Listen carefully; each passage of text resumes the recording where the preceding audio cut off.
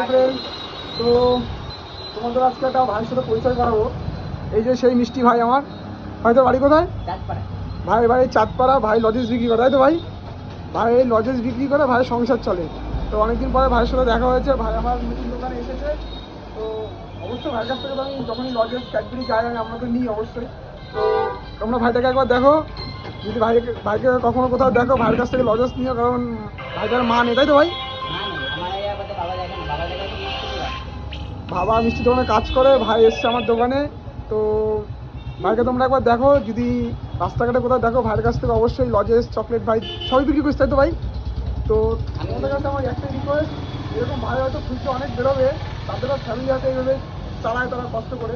তো তোমাদের কাছে আমার একটাই রিকোয়েস্ট, যদি এরকম কোনো ভাই টাই দেখো তো ভাইদের কাছ থেকে লজেস ক্যাডবেরি তোমাদের ইচ্ছা না থাকলেও তোমরা নিও, কারণ অ্যাটলিস্ট তাদের তো সংসার চলে।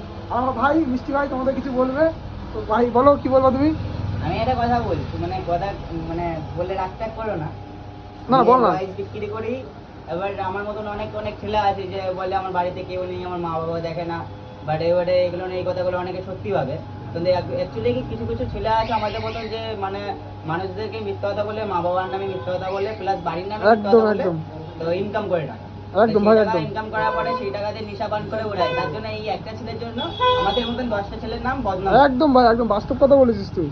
আর সবাইকে বিশ্বাস করার থেকে না করা অনেক ভালো। আগে মানুষদেরকে দেখা, মানে আগে মানুষদেরকে দেখা উচিত, তারপর মানুষদেরকে সাহায্য করা। একদম ভাই, একদম।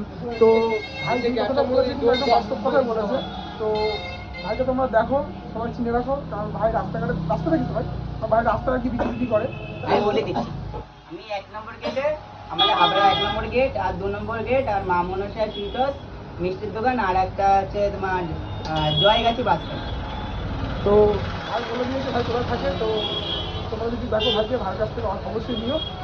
সুস্থ করে ভালো করে টাকা চলো। Thank you.